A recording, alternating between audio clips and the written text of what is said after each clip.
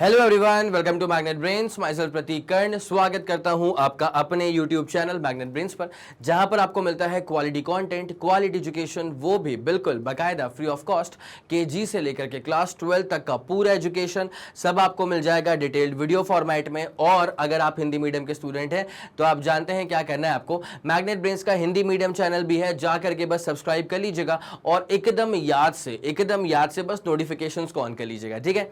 इससे होगा क्या ना कि जैसे हिंदी मीडियम के चैनल पर भी कोई वीडियो अपलोड होता है, चाहे वो रिकॉर्डिंग हो, चाहे कोई लाइव क्लास हो, चाहे कोई लाइव अपडेट हो, तो उसकी जानकारियां, उसकी नोटिफिकेशन सबसे पहले आप तक पहुंच जाएंगी। आप किसी भी कंडीशन में कुछ भी मिस आउट नहीं करेंगे। बस एक बात का आप खास ख्याल रखें कि हिंदी मीडियम के चैनल पे क्लास 6 से क्लास 12 तक का पूरा कंटेंट अवेलेबल है। कौन कौन से स्टेट बोर्ड से सर? तो एमपी बोर्ड है, बिहार बोर्ड है, यूपी बोर्ड है, राजस्थान बोर्ड है और दिल्ली बोर्ड है। और अगर आपको ई नोट्स या ई बुक्स चाहिए तो इसी वीडियो के डिस्क्रिप्शन में एक लिंक मिलेगी, आपको जाकर के आप चेकआउट करें, वहां से आप ई नोट्स और ई बुक्स भी अवेल कर सकते हैं, ठीक है। तो चलिए अब जरा कहानी को शुरुआत देंगे। क्लास 11 फिजिक्स चैप्टर 7 ग्रेविटेशन, इसका मोस्ट अवेटेड लेक्चर जो होता है ना, वो होता है बेस्ड ऑन केपलर्स लॉज। तो यहां पे हम पढ़ने वाले हैं इस दफा क्या? केपलर के लॉज। तो इसका बेसिक ऑब्जेक्टिव क्लियर होगा कि हाँ सर, एक बहुत ही महत्वपूर्ण सा लॉ होगा, और वो एक लॉ नहीं है, इसके अंदर तीन लॉज हैं। तो वो उन तीनों लॉज को हम एक ही वीडियो के अंदर कवर अप करने वाले हैं और कुछ क्वेश्चंस भी देखने वाले हैं, ठीक है। तो बिना समय लगाए बिल्कुल स्टार्ट करते हैं ये बहुत ही शानदार जानदार से लेक्चर को। तो पहले हम आते हैं इसके बेसिक आइडिया के ऊपर। क्या कहा जा रहा है इसके बेसिक आइडिया में, हर एक बात को ना अच्छे से सुनते हुए चलना, ठीक है। बहुत इंपॉर्टेंट चीजें होती हैं। तो Kepler carried out the analysis of whole astronomical data, जो किसने बनाया था? बाय कॉपरनिकस थ्योरी, ठीक है। तो Kepler carried out the analysis of whole astronomical data on the basis of Copernicus theory, ठीक है। इतनी बात समझ में आ गई। हालांकि जो लॉ का नाम बना है ना, वो केपलर के नाम पे बना, वो तीन लॉज अति महत्वपूर्ण लॉज हैं। पूरे प्लैनेटरी मोशन को गवर्न करने में सबसे तगड़ा रोल जो प्ले करते हैं वो केपलर के लॉज प्ले करते हैं, ठीक है।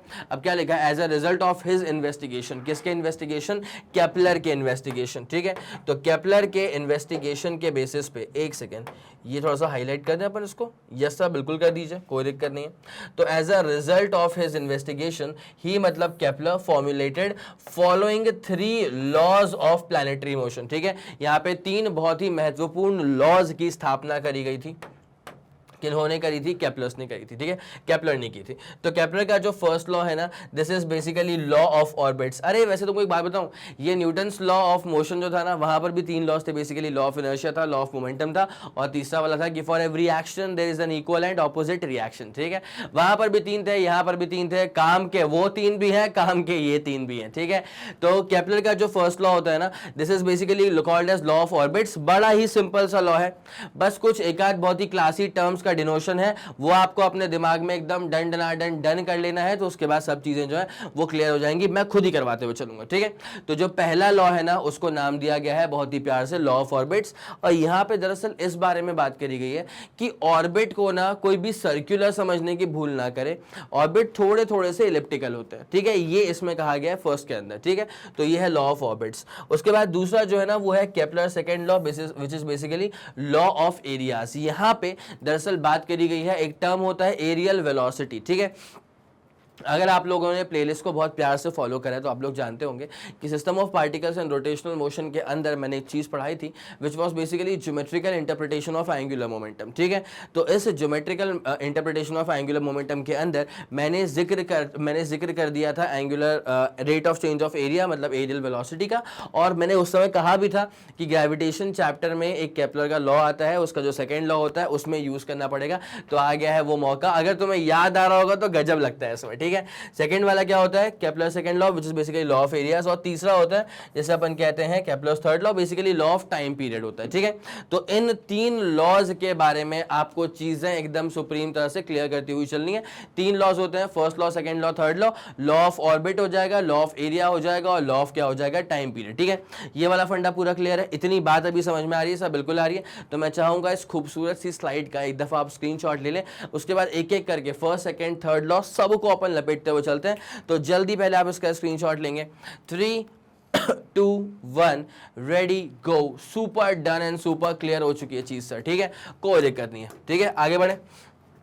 अब आते हैं केपलर्स फर्स्ट लॉ के ऊपर, which is basically the law of orbits. ठीक है, तो लॉ ऑफ ऑर्बिट्स में आपके सामने यहाँ पे एक ऑर्बिट सा बना के रखा है। इसकी इलेक्ट्रिसिटी इतनी ज्यादा नहीं है, मतलब ऐसा नहीं कि एकदम वो खिंचा हुआ एलिप्स आपको लगे, इसलिए कहा गया है कि इसकी जो इलेक्ट्रिसिटी होती है ना, इसकी मतलब किसकी, ऑर्बिट्स की। ठीक है, तो ऑर्बिट्स की जो इलेक्ट्रिसिटी होती है ना, वो बहुत ज्यादा नहीं होता इलिप्टिकल। ठीक है, हल्का सा जरा सा होता है इलिप्टिकल। ठीक है, तो यहाँ पे क्या लिखा हुआ है, जरा इस बात पे गौर फरमाते हुए चलेंगे।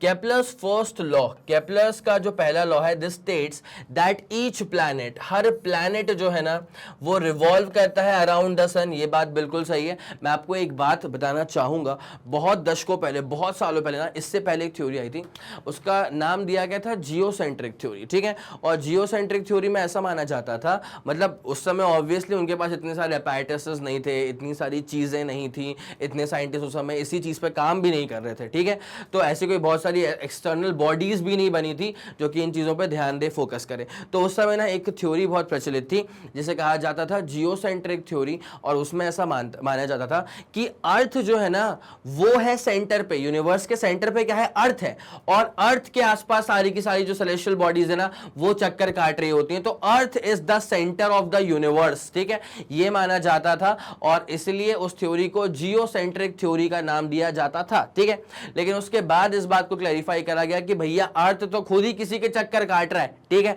अर्थ तो खुद ही किसी के चक्कर काट रहा है, अर्थ नहीं है centre of universe. Centre of universe क्या है, सन को फिर कहा गया कि सन के आसपास बाकी सारी चीजें जो है वो चक्कर काटती है, जो कि अभी भी हम लोग ने क्या समझ के रखा है, ऑब्वियसली हम वही मानते हैं ना अभी कि सन क्या है, सेंटर पर है, यूनिवर्स के सेंटर पे, और उसके आसपास बाकी सारी चीजें जो है वो चक्कर काट रही हैं, सारे जो प्लैनेट्स है अपने वो चक्कर किसके इर्द गिर्द काट रहे हैं, सन के आसपास। ठीक है, तो इस थ्योरी को कहा जाता है हीलियोसेंट्रिक थ्योरी। क्या कहा जाता है इसको, हीलियोसेंट्रिक थ्योरी। तो मैं फर्स्ट लॉ पे आ रहा हूं, लेकिन उसके पहले ना एक दफा इस चीज को आप नोट कर लें। ठीक है, उसके पहले एक दफा आप इस चीज को नोट कर लें।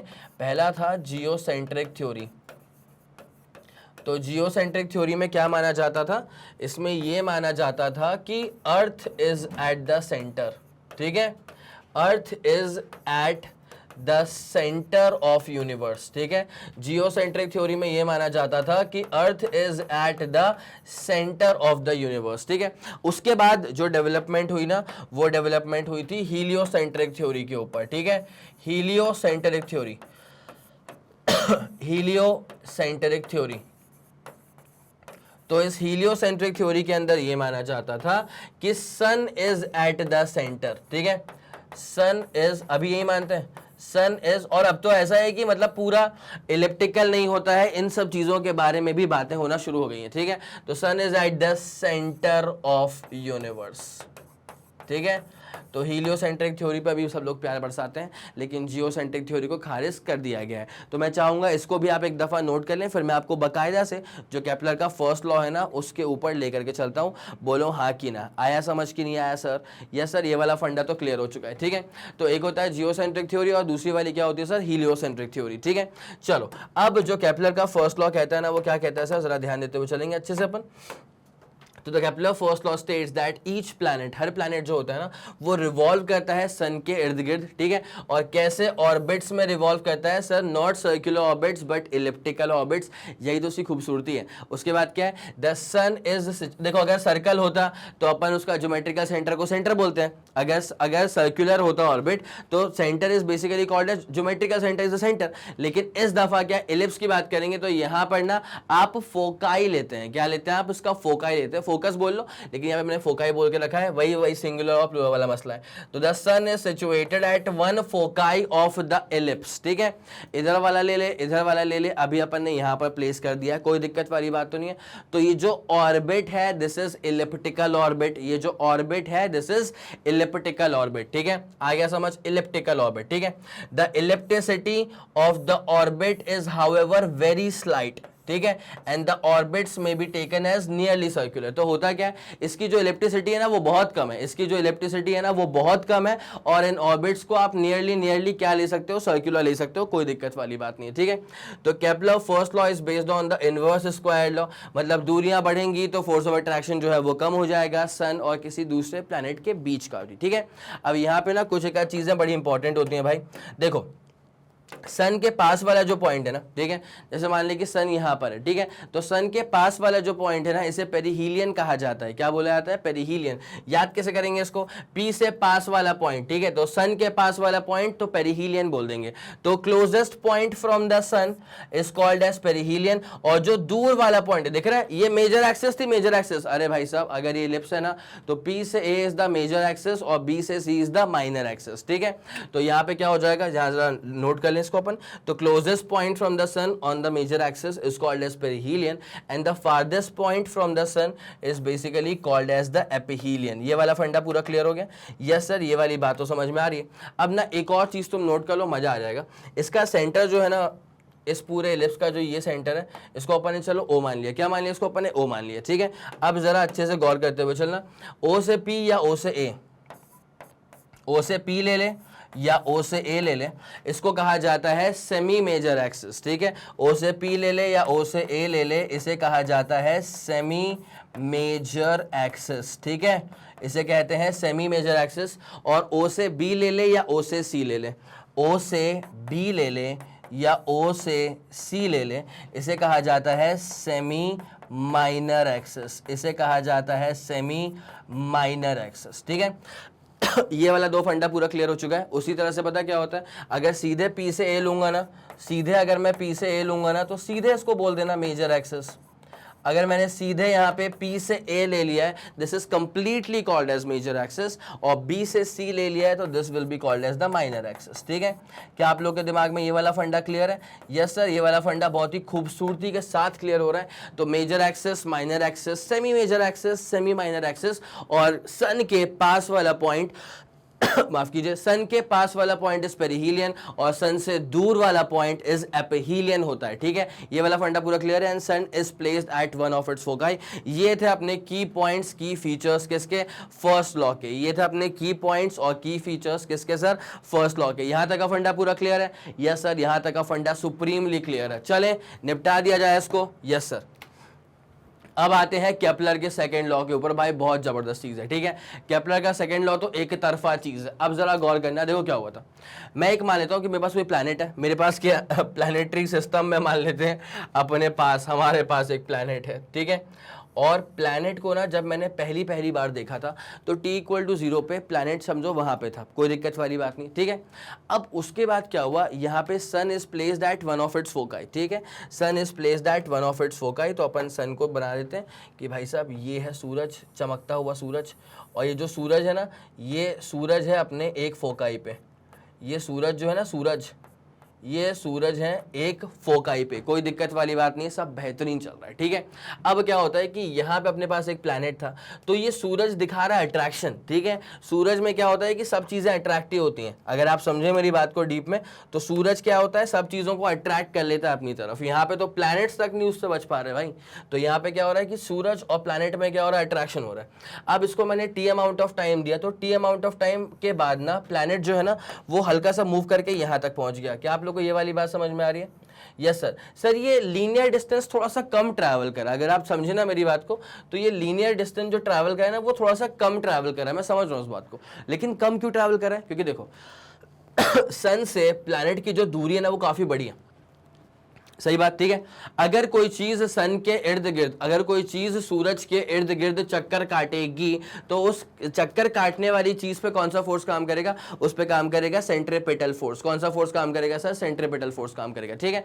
अगर मैं आपको याद दिलाऊं ना, तो सेंट्रीपिटल फोर्स का फॉर्मूला होता है सर m, मतलब मास ऑफ दैट बॉडी जो कि चक्कर काट रही है, और फिर होता है v²/r, लेकिन ultimately force is inversely proportional to r है। इसका मतलब क्या है कि अगर डिस्टेंस ज्यादा होगा तो फोर्स कम हो जाएगा। क्या है इसका मतलब? कि अगर डिस्टेंस ज्यादा होगा सर, तो फोर्स जो है वो कम हो जाएगा। कोई दिक्कत वाली बात नहीं। तो यहाँ पे वही तो हुआ था, देखो तो सूरज से इसकी दूरी बहुत ज्यादा थी, ठीक है। तो जब दूरियां बहुत ज्यादा होंगी तो वहां पे फोर्स कम हो जाएगा, और जब सेंट्रीपिटल फोर्स कम हो जाएगा ना, तो चक्कर तो काटेगी लेकिन कम डिस्टेंस ट्रैवल करेगी। बोलो हाँ कि ना? यस सर, बात तो बिल्कुल सटीक है, ठीक है। चक्कर तो काटेगी लेकिन कम डिस्टेंस ट्रैवल करेगी। तो अगर मैं यहां पर इसका एरिया देखूं, अगर मैं यहाँ पर इसका एरिया देखूं तो भाई साहब ये वाला एरिया यहाँ पे शेड आउट मैंने कर दिया, ठीक है। उसके कुछ समय के बाद ना मान ले कि मेरे को दिखा प्लैनेट यहाँ पे आ गया, ठीक है।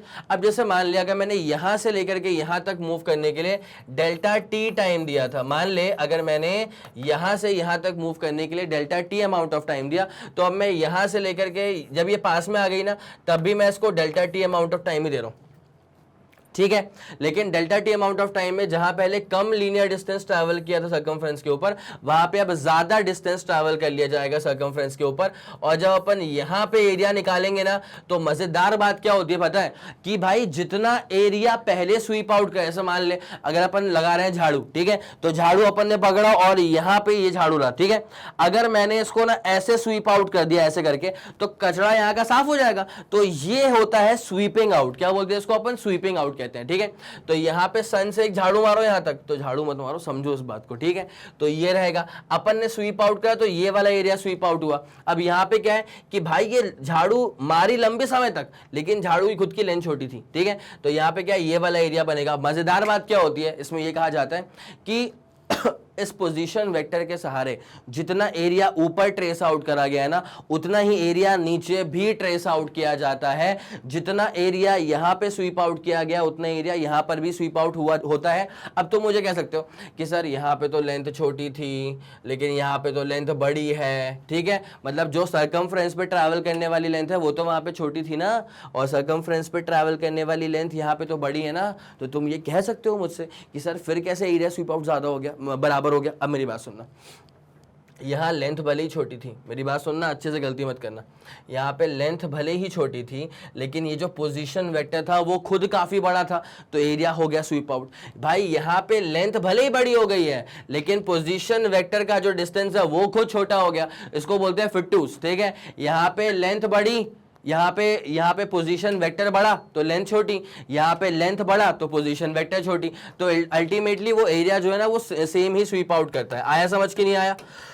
वही कहा गया है कि according to Kepler second law, Kepler के दूसरे लॉ के अनुसार the line joining a planet to the sun, the line joining a planet to the sun sweeps out equal areas. मैंने वही कहा था कि झाड़ू जो है ना वो स्वीप आउट कर रहा है सेम एरिया, लेकिन तुम समझो कि सन से लेकर के प्लैनेट तक का पोजीशन वेक्टर, ठीक है। तो sweeps out equal areas in equal interval of time. अब ये थोड़ी भाई कि तुमने यहाँ पे ट्रैवल करने 4 घंटे दे दिए और यहाँ पे तुमने 1 घंटा ही दिया, अब तुम बोल रहे हो कि भैया एरिया बराबर नहीं हो रहा। अरे भाई इक्वल अपॉर्चुनिटी प्रोवाइड तो करो, जितना टाइम यहां पे दिया इसको मूव करने के लिए उतना टाइम इसको यहां पर भी तो दो।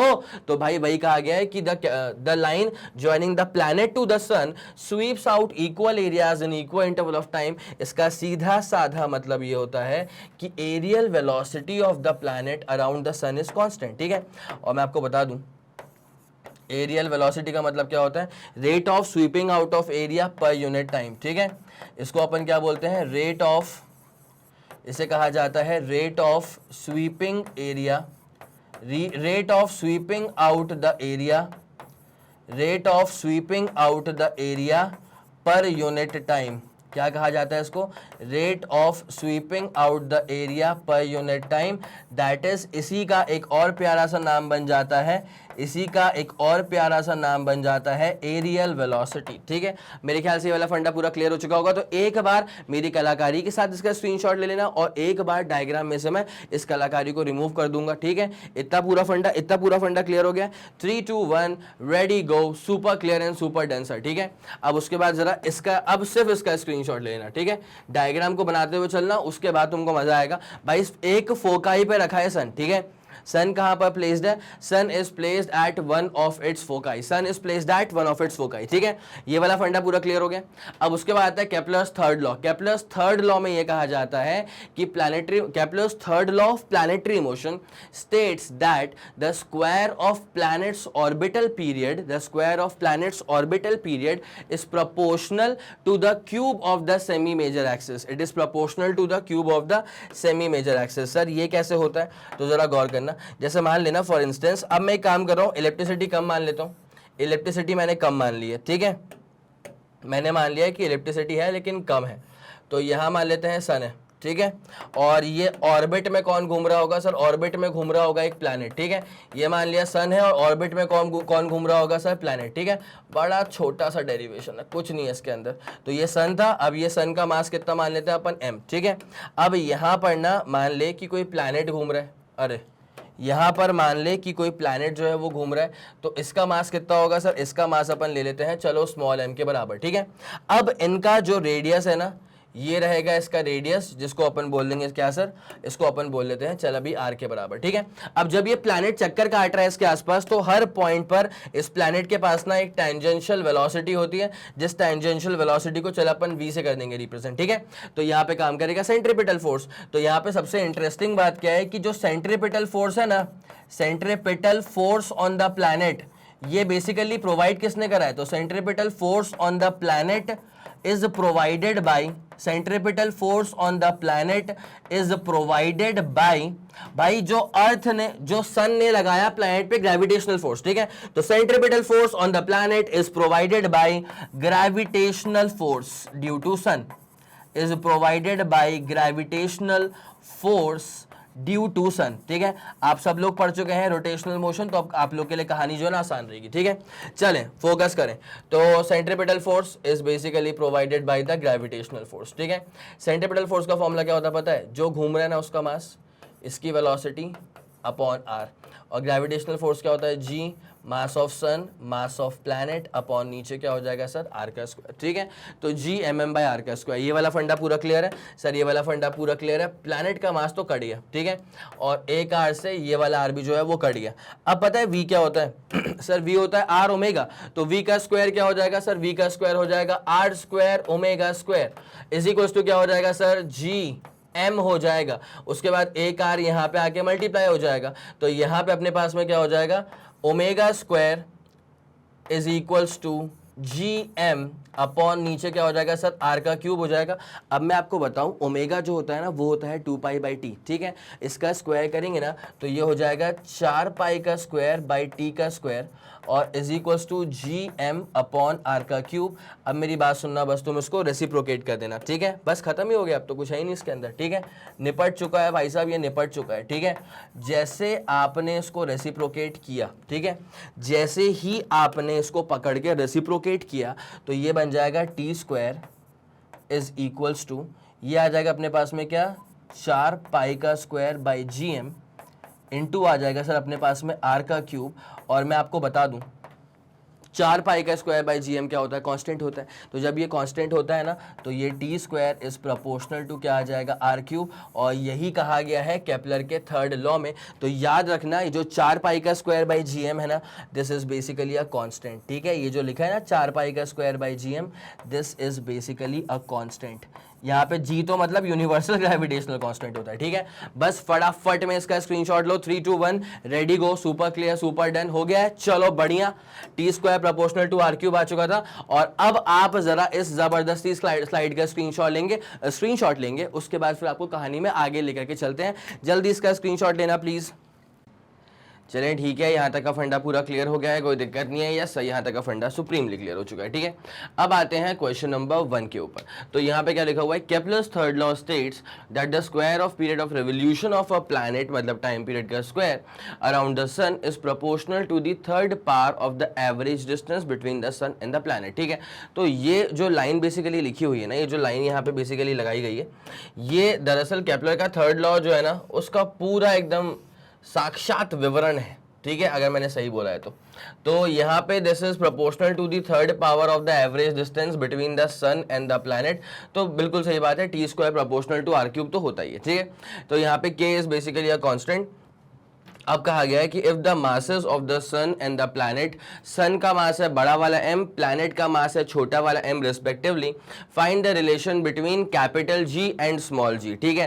कैपिटल G का मतलब होता है यूनिवर्सल ग्रेविटेशनल कांस्टेंट, और छोटा वाला सॉरी कैपिटल G मतलब होता है यूनिवर्सल ग्रेविटेशनल कांस्टेंट, और जो k है ना ये बेसिकली कांस्टेंट है, ठीक है। इनके बीच में रिलेशन क्या होगा ये पूछा हुआ है। अभी अगर तुम वीडियो को 2-3 मिनट पीछे करोगे तो तुम्हें समझ में आएगा कि मैंने एक बहुत ही शानदार से ना तरह से थर्ड लॉ को बाकायदा प्रूव किया था। थर्ड लॉ क्या बोलता है कि सर टाइम पीरियड का जो स्क्वायर होता है ना, दिस इज प्रोपोर्शनल टू होता है आर के क्यूब के, ठीक है। तो T square is proportional to होता है आर क्यूब। बोलो हाँ कि ना सर, बिल्कुल साक्षात सही बात है। तो यहाँ पे अगर देखा जाए तो जरा गौर करेंगे तो T square proportional to r cube तो था ही, तो ये क्या हो जाएगा अपने पास में 4 पाई का स्क्वायर बाई जी एम। बोलो हाँ कि ना, 4 पाई का स्क्वायर बाई जी एम। बोलो हाँ कि ना। और यहाँ पे आ गया था सर आर क्यूब। क्या शानदार बात है, बहुत ही खूबसूरत सी बात है, ठीक है। अब जरा गौर करेंगे, अगर मैं आप लोग को बताऊं, अगर मैं कहूं कि ये जो 4 pi square by G M है ये कांस्टेंट है, तो तुम क्या कहोगी, क्या कहोगी जल्दी बताओ।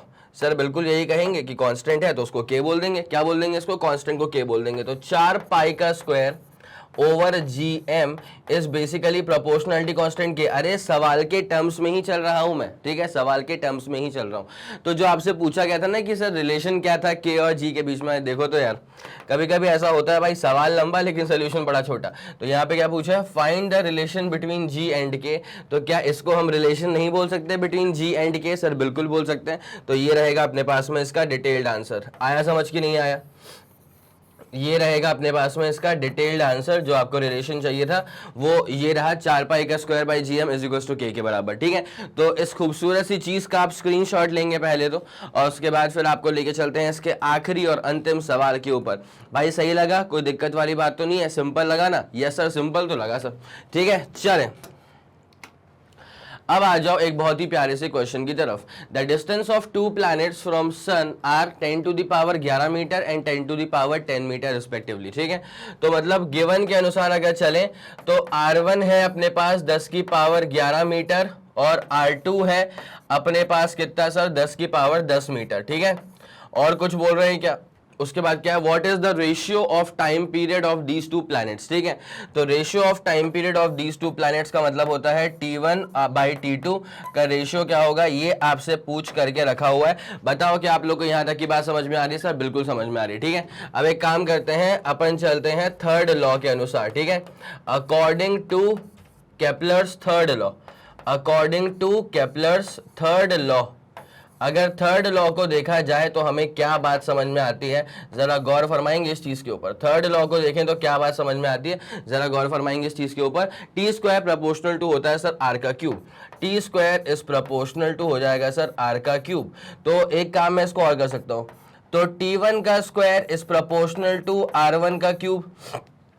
ये तो पहली बात थर्ड लॉ है हमारे पास, ठीक है। अब थर्ड लॉ के बेसिस पे, एक सेकेंड बस, ये हमारे पास में क्या है, थर्ड लॉ है सर। अब थर्ड लॉ के बेसिस पर प्लैनेट नंबर 1 के लिए तो T1 का स्क्वायर प्रोपोर्शनल टू R1 का क्यूब हो गया, ठीक है। और सिमिलरली इसी तरह से अगर मैं इसमें आगे बढ़ूंगा तो क्या हो जाएगा सर, ये हो जाएगा टाइम पीरियड ऑफ 2 का स्क्वायर इज प्रोपोर्शनल टू क्या हो जाएगा, R2 का क्यूब हो जाएगा। बात तो ये भी शानदार लग रही है, जानदार लग रही है, ठीक है। अब एक काम करेंगे, इसका रेशियो लेते हैं, ठीक है। तो जैसे हम इन दोनों चीजों का रेशियो लेंगे ना, तो हमें क्या समझ में आता है सर, ये समझ में आता है कि टाइम पीरियड का स्क्वायर, तो T1 बाई T2 का स्क्वायर जो है ना, ठीक है, दिस इज इक्वल्स टू, पहली बात तो क्या है कि पहली फुर्सत में जो प्रोपोर्शनैलिटी कांस्टेंट है उसको उड़ा दो, ठीक है। तो यहाँ पे प्रोपोर्शनैलिटी कांस्टेंट उड़ जाएगा, तो R1 बाई R2 का प्रॉपर क्यूब हमें यहाँ पर नजर आता है, ठीक है। तो यहाँ पे क्या हो जाएगा, T1 बाई T2 का स्क्वायर, T1 बाई T2 का स्क्वायर इज इक्वल्स टू क्या हो जाएगा सर, R1 बाई R2 का क्यूब हो जाएगा। अब जरा गौर करें यार, R1 कितना है 10 की पावर 11, R2 क्या है 10 की पावर 10, तो जब इसको अपन डिवाइड करेंगे तो सिर्फ 10 बचेगा ना यार, तो 10 का क्या हो जाएगा क्यूब। आपसे इसका स्क्वायर नहीं पूछा, आपसे सिर्फ प्रॉपर जनरल रेशियो पूछा हुआ है, ठीक है। तो आप लेंगे इसका स्क्वायर रूट, तो जैसे आप इसका स्क्वायर रूट लेंगे तो ये कितना आ जाएगा अपने पास 10 की पावर 3, स्क्वायर रूट का मतलब होता है 1/2 से मल्टीप्लाई कर देना, कोई दिक्कत नहीं है सर, ठीक है। अब ये जो लिखा है ना 10 की पावर 3/2, इसको आप ऐसे भी तो लिख सकते हो 10 रूट 10, आप इसको 10 रूट 10 कर लीजिए, ठीक है। 10 रूट 10 करेंगे तो भी क्या आएगा, 10 की पावर 3/2 आएगा, ठीक है। तो देयरफॉर आ गया आपका आंसर, बिल्कुल डन डन डन डन। इतनी ही आरामदायक चीज थी भाई, आया समझ कि नहीं आया? बताएं, क्लियर हो रहा है? जो पूछा हुआ था वो निकाल दिया, टाइम पीरियड का रेशियो पूछा हुआ था, आ गया अपने पास में 10√10 के बराबर। ठीक है, मैं चाहूंगा इस खूबसूरत से स्लाइड का आप स्क्रीनशॉट लेंगे पहले तो। ठीक है, क्लियर हो गया पूरा फंडा? यस सर, ये वाली बात एकदम शानदार तरह से क्लियर हो गई। ठीक है, तो यहाँ पे केपलर के तीनों लॉज होते हैं खत्म। ठीक है, आपको याद दिला दूं एक बार मैं फिर से। फर्स्ट लॉ में था लॉ ऑफ ऑर्बिट्स, ठीक है, सेकंड लॉ में था लॉ ऑफ एरियाज, और थर्ड लॉ में था लॉ ऑफ टाइम पीरियड। तो हर एक लॉ को बहुत ही आरामदायक तरह से, बहुत ही इत्मीनान से आपको समझा दिया है। मैं उम्मीद करता हूँ कि आपको समझ में आ गया होगा। ठीक है, अगर आपको सच में लगता है कि हाँ भाई इस वीडियो को देख के अपनी हेल्प हो गई है, जो केपलर के लॉज पहले परेशान करते थे, एटलीस्ट हम डरते थे उनसे, लेकिन अब जब इस वीडियो को देख लिया तो फिर समझ में आ रहा है कि सिंपल चीज तो थी यार, क्यों डर रहे थे। ठीक है, तो अगर आपको ऐसी फीलिंग आ रही है, इसका मतलब इस वीडियो ने आपकी बहुत शानदार हेल्प करी है।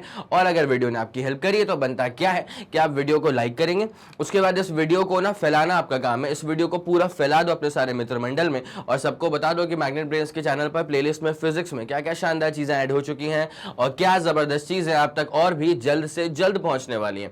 अगर आपका कोई भी फीडबैक है या सजेशन है, तारीफ है या बुराइयां हैं या जो कुछ भी है, तो बड़ी प्यार भरे शब्दों में अपनी सारी बातें आप मुझ तक पहुंचा सकते हैं यूजिंग द कमेंट सेक्शन। ठीक है, मैं और मेरी पूरी टीम सुपर एक्टिव रहती है। जैसे कोई वीडियो रिलीज हुआ तो उसके जो कमेंट सेक्शंस होते हैं ना, वो हम लोग रेगुलरली चेक करते रहते हैं कि अच्छा इसमें क्या कमेंट आ रहा है, बच्चे क्या डिमांड कर रहे हैं, क्या उनके फीडबैक हैं, क्या उनके सजेशंस हैं, बिकॉज उन पे काम करके ही जो वीडियो की क्वालिटी होती है, जो कंटेंट में क्वालिटी होती है, वो आप तक पहुंच पाती है। ठीक है, तो अब इसी के साथ खत्म करते हैं इस पूरे वीडियो को। और जैसे कि आप सब लोग जानते हैं कि मैग्नेट ब्रेन्स जो प्रोवाइड करता है वो है English medium as well as Hindi medium वाली classes with entire full complete syllabus coverage। CBSE board, Delhi board, Bihar board, UP board, MP board, Rajasthan board, Vedic maths crash course और स्पोकन इंग्लिश।